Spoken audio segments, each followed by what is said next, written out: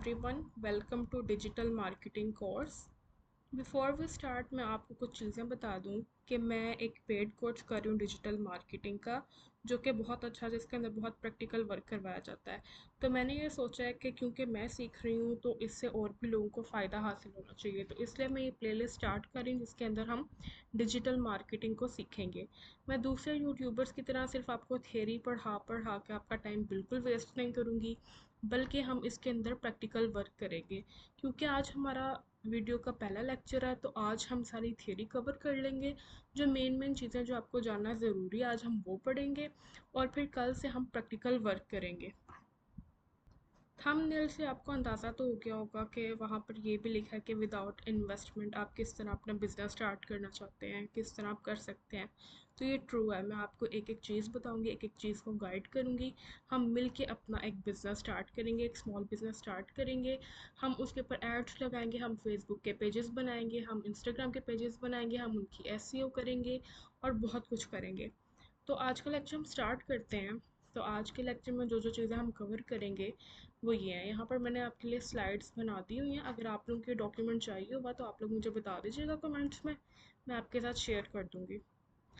Okay, सो आज के lecture में हम कुछ थ्योरी कवर करेंगे, जैसे कि डिजिटल मार्केटिंग क्या होती है, इसकी टाइप्स क्या हैं, 4 P's 4 A's, मार्केटिंग का प्रोसेस क्या होता है, कुछ की जार्गन्स होते हैं वो क्या होते हैं, और क्या क्या रिक्वायरमेंट्स है फेसबुक एड्स के लिए या गूगल एड्स के लिए या इंस्टा एड्स के लिए। और कल हम पढ़ेंगे कि किस तरह हम क्रिएट कर सकते हैं एक बिज़नेस पेज को फेसबुक के। उसके बाद हम उसकी कुछ बेसिक सी सेटिंग करेंगे। उसके बाद नेक्स्ट वीडियो में हम उसकी एडवांस सेटिंग करेंगे, एंड सो ऑन हम अपना प्रोसेस चलाएंगे। तो स्टार्ट करते हैं। What is digital marketing. अच्छा, तो डिजिटल मार्केटिंग क्या होती है? डिजिटल का मतलब तो आपको समझ आ गया होगा कि डिजिटली, आजकल डिजिटल का दौर है। मतलब जिससे हमारे पास फ़ोन है, हम ऑनलाइन अपने सारे काम कर लेते हैं। तो डिजिटल मार्केटिंग है क्या? डिजिटल मार्केटिंग का मतलब है कि अपने बिजनेस, प्रोडक्ट या सर्विसेज की इंटरनेट और डिजिटल डिवाइसेस के ज़रिए मार्केटिंग करना। अब उसके अंदर टीवी आ जाता है, फेसबुक एड्स आ जाती हैं, न्यूज़पेपर आ जाता है, इंस्टाग्राम पोस्ट आ जाती है। पहले ज़माने में क्या होता था कि हम न्यूज़पेपर्स के थ्रू करते थे, लेकिन उसका प्रोसेस बहुत लंबा होता था। पहले उसको जाकर न्यूज़पेपर में ऐड देनी, और इस तरह आहिस्ता आहिस्ता वक्त गुजर गया। अब तो न्यूज़पेपर कोई पढ़ना भी इतना पसंद नहीं करता। आजकल सारा दौर ही डिजिटल मार्केटिंग का है, तो इसलिए अगर हम फेसबुक ऐड के थ्रू या इंस्टाग्राम पोस्ट के थ्रू अपनी मार्केटिंग करते हैं तो हम हमारी मार्केटिंग ज़्यादा पॉपुलर होगी, बजाय इसके कि हम अभी भी वही ओल्ड ट्रेंड लेकर चलें जो कि टीवी का होता था या फिर न्यूज़पेपर का होता था। ऑब्वियसली अगर हमने एड्स लगानी है तो ये थोड़ा सा कॉस्टली तो है, लेकिन अगर हम फेसबुक एड से स्टार्ट करते हैं तो ये हमें कम कॉस्ट पड़ती है इसकी। इसलिए हम जब भी इसको स्टार्ट करेंगे तो हम फेसबुक ऐड के थ्रू स्टार्ट करेंगे। उसके बाद है कि डिजिटल मार्केटिंग में क्या चीज़ें होती हैं। डिजिटल मार्केटिंग में आ जाती है सोशल मीडिया मार्केटिंग, जिस तरह आप लोग फेसबुक यूज़ करते हैं, इंस्टाग्राम यूज़ करते हैं, या फिर टिकटॉक्स पे एड्स वगैरह, ये सारी सोशल मीडिया मार्केटिंग में आ जाती है। उसके बाद होती है search engine marketing. Search engine engine marketing होती है कि हमने कोई ऐड लगा दी और उसकी वजह से गूगल के ऊपर सबसे टॉप पर हमारा रिस्पॉन्स आ गया। सबसे टॉप पर किस तरह, मैं आपको अभी दिखाती हूँ। अच्छा, तो बेसिकली मैं आपको ऐसे बता देती हूँ कि सर्च इंजन मार्केटिंग क्या होती है। जब आप गूगल पर सर्च करते हैं और आपको किसी वेबसाइट के नीचे स्पॉन्सर्ड नज़र आ रहा हो, तो इट मीन्स कि वो ऐड उन्होंने चलाई हुई है, और उस ऐड की वजह से वो जो रिज़ल्ट है वो सबसे टॉप पर शो हो रहा है। उसके बाद आ जाती है सर्च इंजन ऑप्टिमाइजेशन। ठीक है, जैसे अब हम गूगल पर कुछ सर्च करते हैं तो ऑटोमेटिकली जो ऊपर आ जाती है, सबसे ऊपर वाली वेबसाइट आ जाती है, वो होती है सर्च इंजन ऑप्टिमाइजेशन, जो कि लॉन्ग टर्म चलती है, जो किसी स्पॉन्सरशिप की वजह से या फिर किसी ऐड की वजह से वहाँ ऊपर अपेयर नहीं होती, बल्कि उसकी एसईओ, सर्च इंजन ऑप्टिमाइजेशन, इतनी अच्छी हुई होती है कि वो आपको सबसे ऊपर शो होती है। हम इसके ऊपर भी काम करेंगे, हम इसके ऊपर भी बात करेंगे डिटेल में। उसके बाद आ जाती है हमारे पास ईमेल मार्केटिंग। ईमेल मार्केटिंग में तो आपको पता है कि क्या होता है। ईमेल्स आपने सेंड करनी होती हैं, आपने कोई वेबसाइट बनाई, आपने कोई या फिर बिजनेस चलाया, आपने ईमेल्स लोगों को करनी है, तो आप उसके थ्रू एक टेम्पलेट बनाएंगे और फिर आप उसको फॉरवर्ड कर देंगे। उसके बाद आ जाती है हमारे पास एसएमएस मार्केटिंग। फिर एसएमएस मार्केटिंग होती है, एसएमएस मार्केटिंग हम बहुत सारी चीज़ों के थ्रू कर सकते हैं, मीन्स बहुत सारे टूल्स वेबसाइट्स के थ्रू कर सकते हैं, जिसके अंदर मेन की है sendotp.com। दो तरह की एसएमएस मार्केटिंग होती है, एक होती है अनमास्क्ड और एक होती है मास्क्ड। अनमास्क्ड कौन सी होती है? अक्सर आपने देखा होगा कि आपको मैसेज आता है सिंपल किसी नंबर के थ्रू, कोई नाम ऊपर नहीं मेंशन होता, तो वो जो नंबर के थ्रू होता है वो अनमास्क्ड होती है। और जिसके ऊपर आ रहा होता है कि जैज़ की तरफ से आपको आया मैसेज, या फिर आपको किसी वर्ल्ड कप की तरफ से, या फिर कुछ भी इस टाइप का नेम्स लिखे होते हैं, जो वो होती है मास्क्ड एसएमएस। उसके लिए जो टूल यूज़ किया जाता है वो मैंने आपको बताया कि send OTP for bulk SMS campaigns in Pakistan. Pakistan में ये यूज़ किया जाता है। उसके बाद आ जाते हैं 4 P's of marketing and 4 A's of marketing. 4 P's of marketing क्या होते हैं? सबसे पहले आ जाती है प्रोडक्ट, फिर आ जाती है प्राइस, फिर आ जाती है प्रमोशन एंड देन आ जाती है प्लेस। सबसे पहले तो हम चूज़ करते हैं, मार्केटिंग में मेन चीज़ होती है आपकी प्रोडक्ट, कि आपने क्या प्रोडक्ट लेकर आनी है मार्केट के अंदर। तो आपने एक प्रोडक्ट चूज़ करनी है। Product means what are you selling, ईची ब्रांडेड हैंडबैग्स और ऑनलाइन कोर्स। ज़रूरी नहीं कि आपकी प्रोडक्ट सिर्फ और सिर्फ मटेरियल चीज़ें ही हों, मीन्स कि कोई बैग है, कोई ग्लासेस है, इसी तरह के प्रोडक्ट हों, बल्कि आप ऑनलाइन कोर्स भी सेल कर सकते हैं, उसको भी आप एज अ प्रोडक्ट कंसीडर कर सकते हैं। उसके बाद आ जाती है हमारे पास प्राइस, कि आपने एक प्रोडक्ट सोच ली, अब आपने उसकी प्राइस किस तरह से रखनी है, किस तरह से मैनेज करनी है। How much does it coast, कि एक बैग आपका ये कॉस्ट करेगा। ठीक है, अब इसके अंदर आपने किस तरह से प्राइस सेट करनी होती है, कि आपके डिलीवरी चार्जेस क्या आ रहे हैं, आपकी मेकिंग क्या आ रही है। आपने ये सब चीज़ें सोच के फिर आपने कितना इसके अंदर से प्रॉफिट रखना है, फिर आपने उसके अकॉर्डिंग प्राइस सेट करनी होती है। ये भी हम आगे जाकर सीखेंगे। उसके बाद आ जाता है हमारे पास प्रमोशन। अब हमारे पास प्रोडक्ट भी सिलेक्ट हो गई है, प्राइस भी उसकी हो गई है, अब हम आते हैं प्रमोशन की तरफ। किसी भी प्रोडक्ट को आगे भेजने के लिए, पॉपुलर करने के लिए प्रमोशन एक बहुत इम्पॉर्टेंट पार्ट है।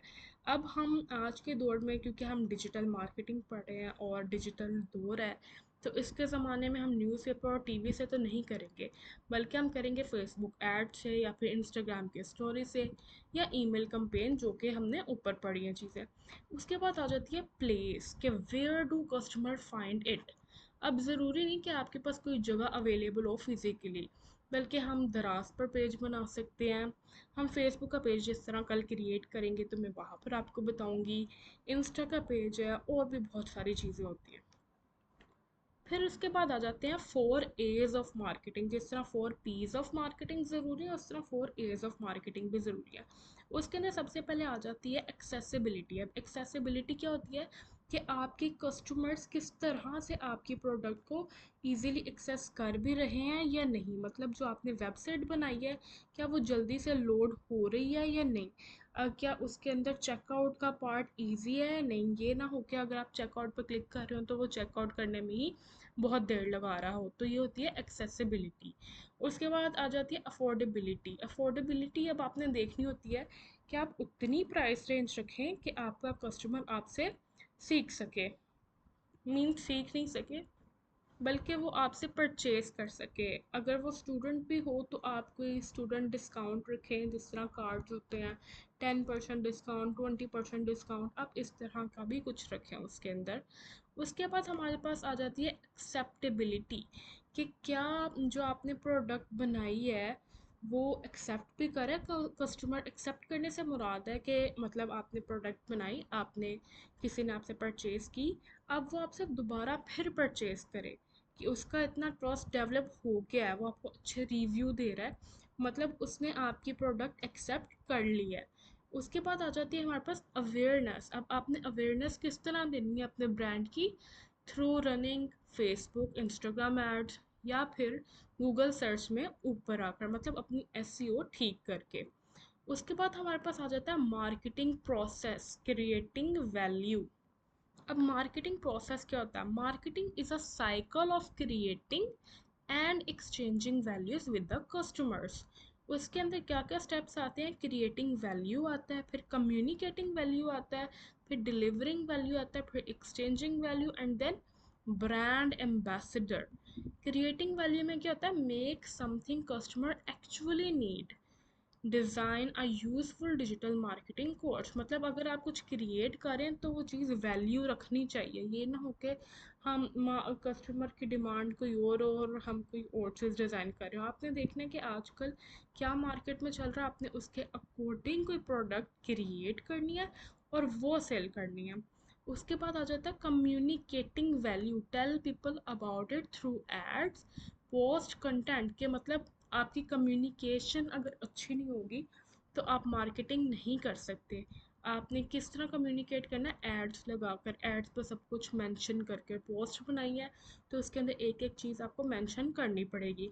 उसके बाद आ जाती है हमारे पास delivering value, customer gets the product smoothly, मतलब आपकी फास्ट डिलीवरी होनी चाहिए, कस्टमर को कोई भी परेशानी का सामना नहीं करना चाहिए, और पैकेजिंग आपकी टॉप नॉच होनी चाहिए।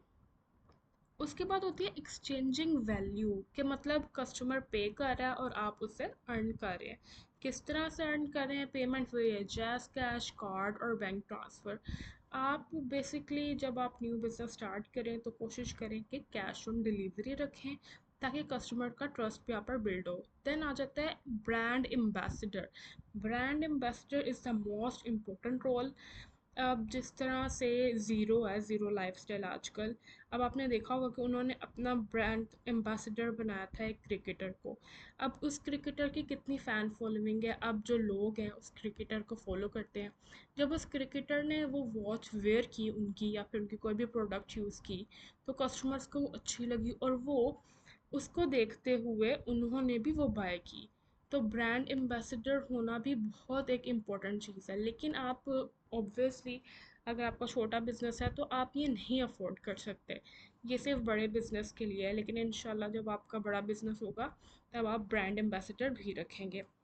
उसके बाद हमारे पास कुछ आ जाती हैं की जार्गन्स आ जाते हैं। These terms are used every day in digital marketing. जैसे कि हमारे पास है सर्च इंजन मार्केटिंग, फिर सर्च इंजन ऑप्टिमाइजेशन, फिर इस तरह के काफ़ी सारे हमारे पास जार्गन्स हैं।